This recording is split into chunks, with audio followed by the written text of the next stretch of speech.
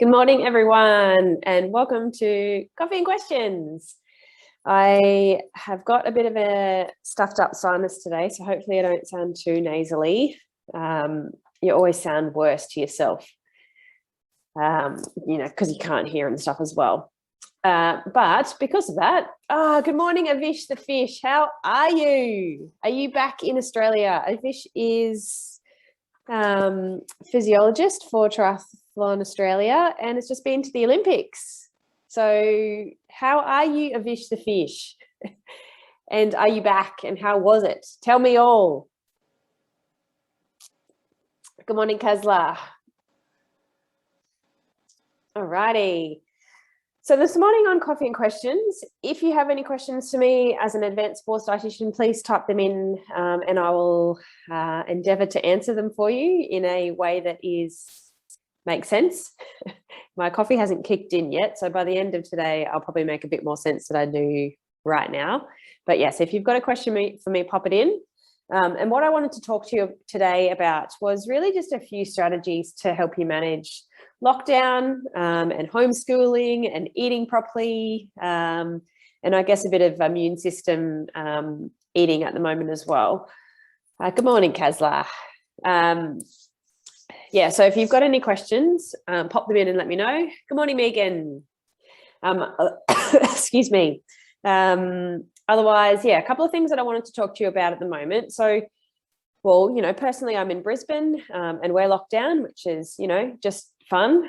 But, Sydney's been locked down for quite a while. Melbourne's out now and, other states are not currently locked down, but have been. So I wanted to talk you through a couple of strategies to manage that again. Like I did it a year ago when everything sort of first hit, probably sort of March, April time. So a bit longer than a year ago now.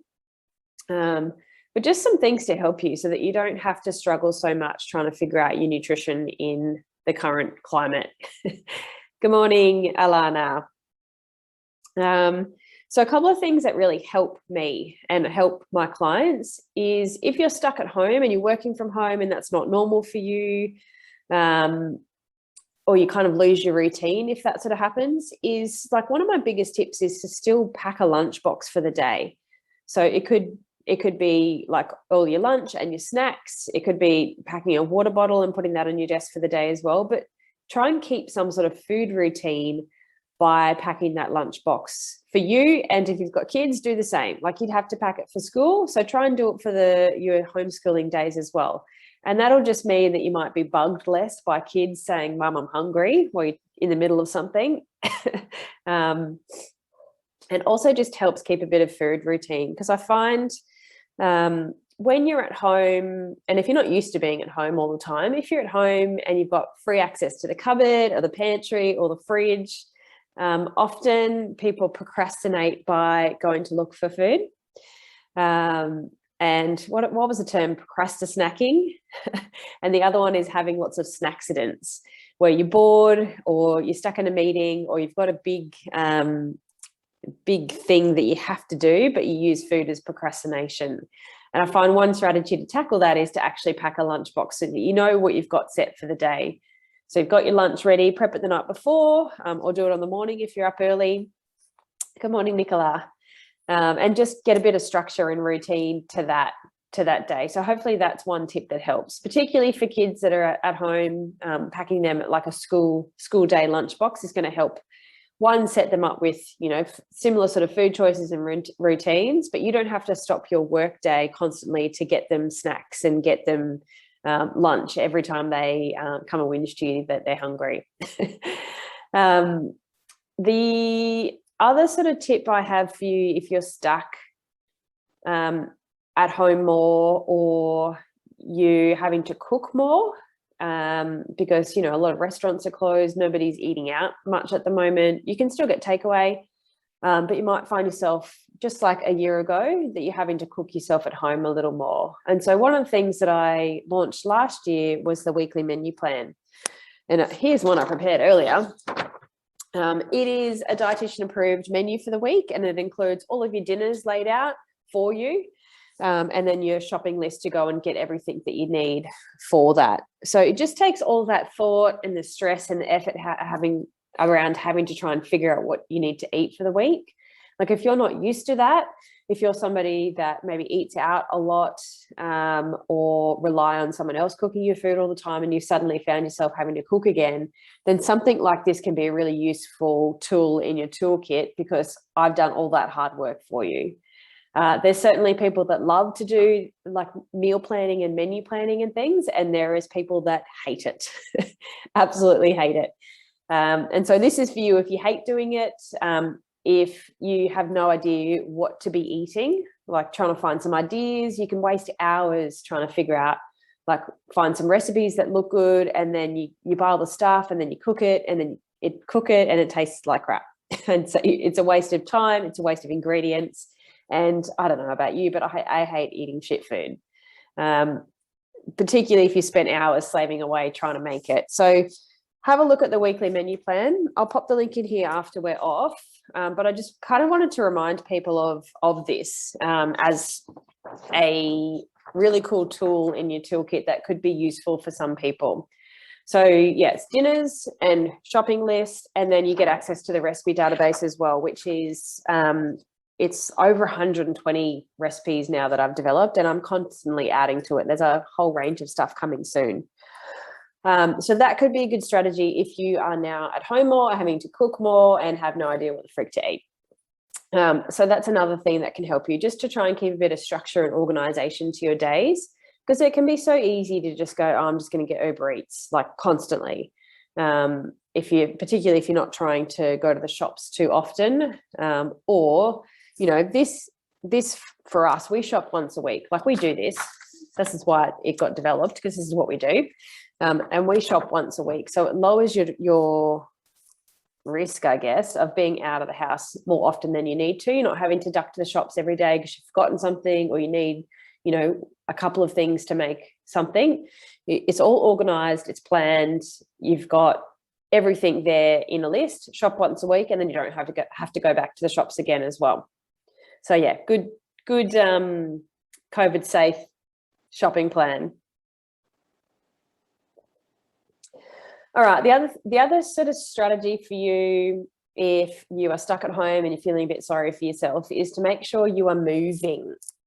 Now, we can get really kind of caught up in sitting at our desk. If you're the type of person that, if you're given like more time, you just work more, then you might find that you're pulling much longer days than before. You know, previously we had, good morning, Carly. Previously we had our commute time, right? And that's a time to sort of like do some thinking on the way to work, and then also some decompression at the end of the day for your commute home. So your work day has got like these anchors on the way to work and anchors on the way home that kind of de-stress you or get you prepped for work for the day. And we've lost that if you're suddenly at home. So I'd encourage you to, move, so that you're not stuck sitting at your desk all day long working. As an example, my husband just pulls longer days now because his commute to work is less than 30 seconds. So he'll be at he's already on his emails before the day's even started, but he's at his desk at 8, and doesn't leave it until 5:30. Like massive days. I think they're massive days. I don't find that I'm that effective for super long days like that. I don't know about you, but yeah, super, super long days, I don't think you get that much more done. So maybe set a reminder on your phone to beep. A lot of the Garmins these days, if you sit down for too long, they beep at you and tell you to move, which is pretty cool. So set something up like that as a bit of a reminder to just get you up from your desk constantly. And instead of just going to the fridge to have a look, like even go for a quick lap around your block or something, get the blood flow pumping, and that helps the blood flow to your brain. And then what I find is if you take a step away from the desk, you're actually more productive because it gives you a second to think and process whatever you're mulling on, and a bit of blood flow to the brain actually might help you come up with some good ideas as well. So for high performing workers, like people like lawyer clients that I have, I will always encourage them to get out of the office at lunchtime, and do some of that thinking and processing while they're walking around the block, because you're going to be much more productive in the back end of the day if you do that. And, you know, gyms and stuff are closed here in Brisbane at the moment. You can't go and do all those sorts of things. You can't swim in a pool for the triathlete. So you are a bit more limited. So setting up like a wind trainer. Some people have treadmills these days, which is pretty cool, or going to do, you know, runs around the block. Try and, you know, if you're in Brisbane, keep within your 10K radius. Please don't break the rules. I saw one of my clients did a 70K ride the other day within 10Ks of his house. He just went up and down the foreshore at like Cleveland, Manly, that sort of way. So there's ways around it and ways to do it.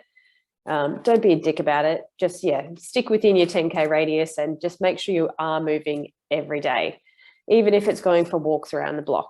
So be kind to yourself. Don't try and think, my phone keeps turning itself off. Don't feel like you've got to keep up with your normal training regime and normal pattern if that's just too much of a struggle.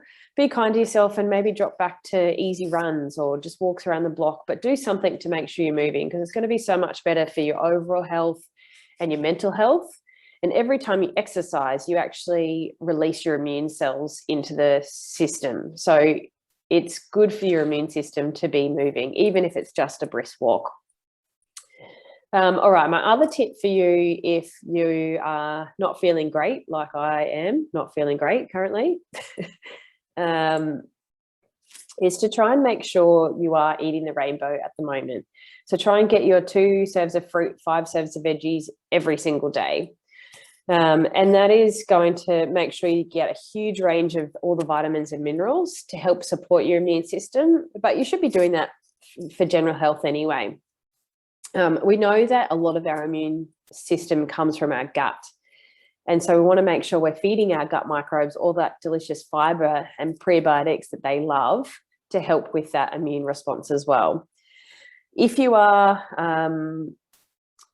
like, I grab these, if you want to take something like a probiotic, I think I might have mentioned it last week or the week before to Beck, but this is the probiotic that I talked about. It's a Swiss one. It's called Daily Immune Probiotic, and there's particular strains in here that have a little bit of research around them that help reduce the duration and severity of upper respiratory tract infections. So you can take it on a daily basis sort of prophylactically, or if the first signs of getting a cold or flu as well, to start smashing it. But ideally, I think the research, this is off the top of my head, I think you need to be taking it a couple of weeks before, at least 2 weeks. It doesn't say on here actually, but I think it might be 2 to 4 weeks before, because we used it for the Olympics back in Rio. Yeah.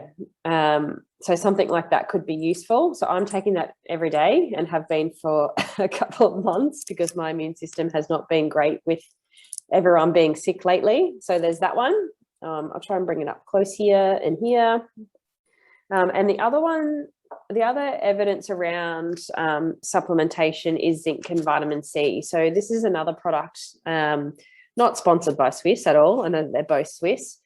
Anything similar to this, you could do, I'm pretty sure Inner Health Plus do one similar now. Inner Health Plus needs the fridge. This is a fridge-free one, so that's why we used it for Rio, because it's good for travel. And this is the other thing that you could do if you are feeling under the weather, is start smashing the zinc and the vitamin C. So you don't need this product in particular, but it has got the right amount of zinc and vitamin C in it. And it's, yeah, getting onto that early to help reduce the severity and durations of cold and flu. So there's a little bit of evidence around that as well. So they're 2 things that I'm doing at the moment, because I'm sick of everyone around me being sick and just want everyone to be well again. So that's another couple of things. I think we might have talked about them a couple of weeks ago. So I wanted to just show you what they looked like, because they do change their labeling all the time as well. So it's hard to keep up with what they're called and what they look like. All right, is there any questions? Pop them in the chat box if you have any questions. I think the last strategy that I wanted to talk to you about, which I always bang on about, is getting enough sleep. So as humans, we actually need 7 to 9 hours of sleep a night. And I often get people that tell me they survive on like 4 or 5 hours. And, you might feel like that works for you and you might, be able to function, but our body needs much more than that. And it's probably just that you've trained yourself into tolerating that amount of sleep, when really we need more like 7 to 9. So I'm a 9-hour sleeper. I don't feel good on anything less, which is really hard to fit into the day. It's actually really hard to fit 9 hours into a day. And I'm not going to lie, I probably don't get 9 hours of quality sleep at the moment and haven't for a little while now, which is probably why everyone keeps getting sick. But it's understanding what type of sleeper you are and what your sweet spot is. So if you don't sleep for 7 hours a night, I would encourage you to try and slowly build your way up to sleeping 7 hours a night. Carly, you're on here. Do you sleep 7 hours yet? It's one of the things we've talked about in the past.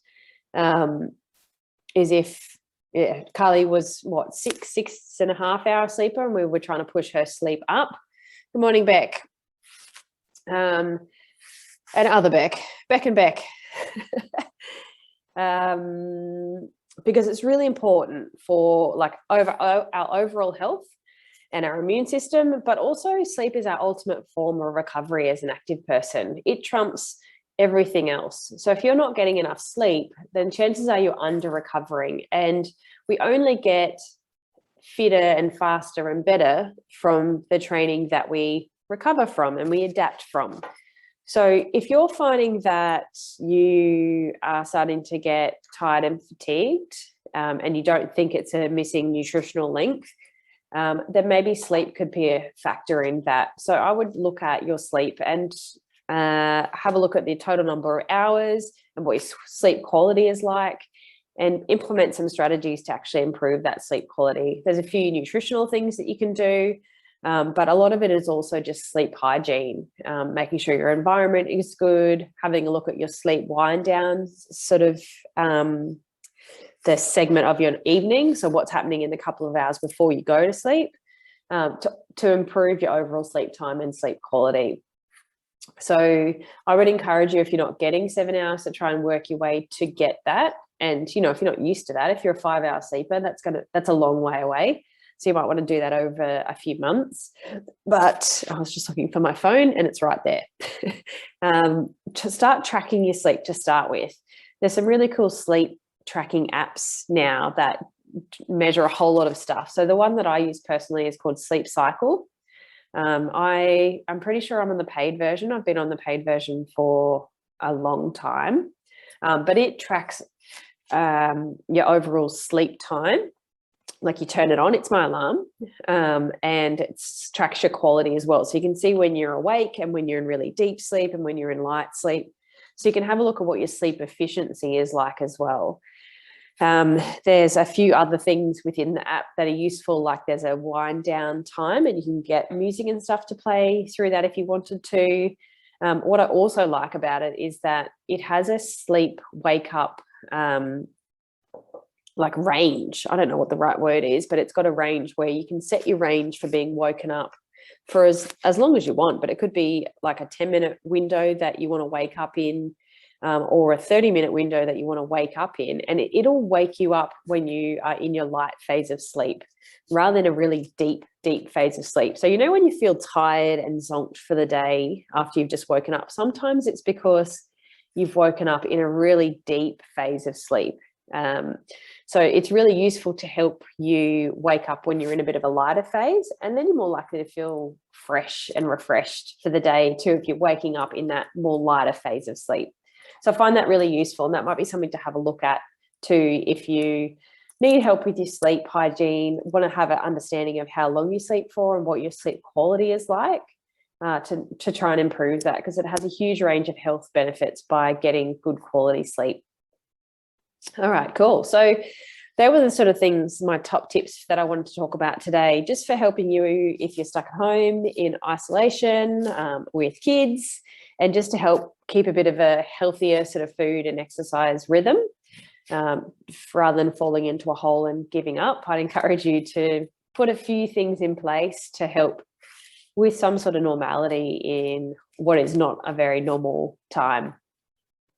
So if there is no questions, I am going to jump off and rest my voice because it is struggling. So thanks for joining me this week. Please let me know if there's anything you want me to cover, and I will see you next week. Goodbye, everyone.